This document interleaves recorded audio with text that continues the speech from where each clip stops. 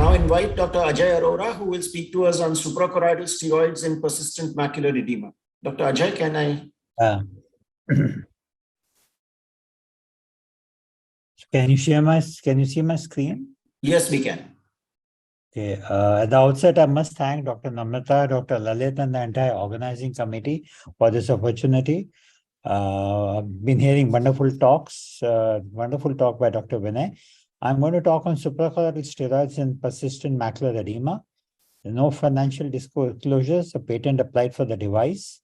So basically, when we look at a macular edema, I'll be talking on persistent diabetic macular edema and non-infectious uveitis. So these are the various treatments that are possible in a diabetic macular edema: systemic control, intravitreal injection of anti-VEGFs, IVTA, intravitreal injection of Ozurdex, and for macular edema and non-infectious uveitis, we give topical and systemic steroids, and of course intravitreal triamcinolone or Ozurdex and immunosuppressives. So when we look at the various types of medications that can be given to the eye, so these are the various options that are available. And at this point, the best treatment available is intravitreal. But then there is a possibility of using the suprachoroidal space. The problem, the advantage of the suprachoroidal space, as you can see from this publication, which showed that when a latex dye is injected into the suprachoroidal space, it spreads to cover almost 50% of the posterior segment. That means there is a large area which, if a drug is injected properly in the suprachoroidal space, a large area gets covered and can definitely affect the posterior segment well. The problems with suprachoroidal injections are that it is a blind procedure in a potential space which needs a precise injection and needs a proprietary microneedle or a microinjector system. So it's been shown clearly the suprachoroidal triamcinolone in uveitis works extremely well. And these are the various options available by the Clearsight Biomedical, which is not available in our country at this point of time, where triamcinolone can be injected in the suprachoroidal space using the microneedle.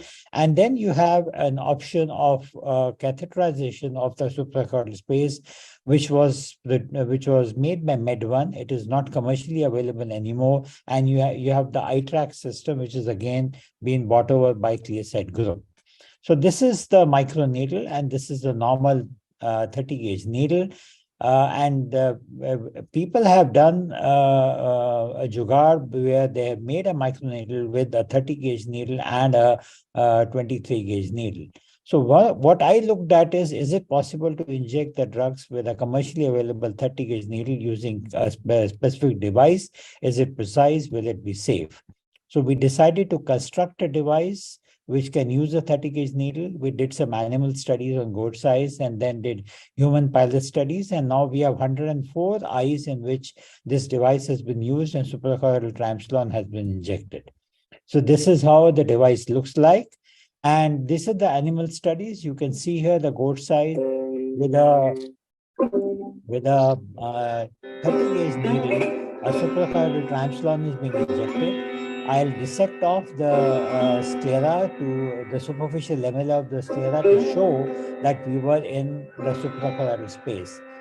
So you can see here this whitish material, which is the triamcinolone. We did the studies in animal eyes where we could demonstrate on a UBM triamcinolone, methyl cellulose injected, and the triamcinolone was injected into the suprachoroidal space and helone injected into the suprachoroidal space. So this is what we did with the same device in a human eye, where the 30-gauge needle is being used. And this is usually given either in the infratemporal or infranasal quadrant, or it can also be given in the supranasal quadrant. You can see that the area looks pristine clear, and there is the drug goes into the suprachoroidal space well. It does need some learning time. Just to show you some cases, this is a patient with a persistent diabetic macular edema who had received anti-VEGFs multiple times, intravitreal injection of Ozurdex. And there was a point in time in India when Ozurdex was not available. So this patient came to me. We had this option available. We got a consent from her. And this is what you can see here. This is pre-injection, pre-SKITA injection. This is the 14th day. This is the 34th day, and this is the 70th day. So you can see a beautiful reduction of the macular edema after the suprachoroidal injection of triamcinolone. This is a patient of uveitis whom I had treated in 2014 with was treated with antituberculous treatment as well as systemic steroids. So when he came back, he said he doesn't want any systemic steroids because he had had a weight gain after the steroid treatment. We gave him SKITA, and this is the result. His vitreous cavity cleared, his visual acuity improved. This is a patient of a non-infectious uveitis. You can see here there is a macular edema. She's a 56 years old female, pseudophakic, both eyes with intermediate uveitis with a visual acuity in the right of 6.9 and left of 6.36. We gave a SKITA injection and the macular edema resolved and stayed resolved for about 4 months' time. Then we decided that can we increase the time duration for the action of the suprachoroidal steroid, and we went ahead and centrifuged the triamcinolone, and we removed the supernatant.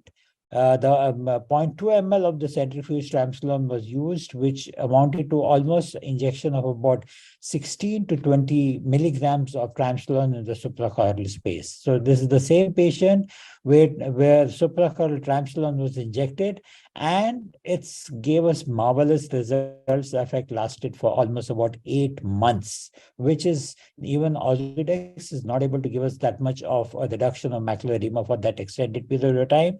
She received a second injection after that, and the second effect lasted for almost 7 months.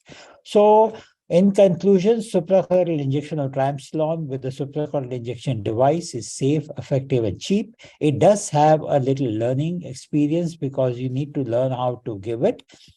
It will become a promising treatment tool for non-infectious uveitis and persistent diabetic macular edema.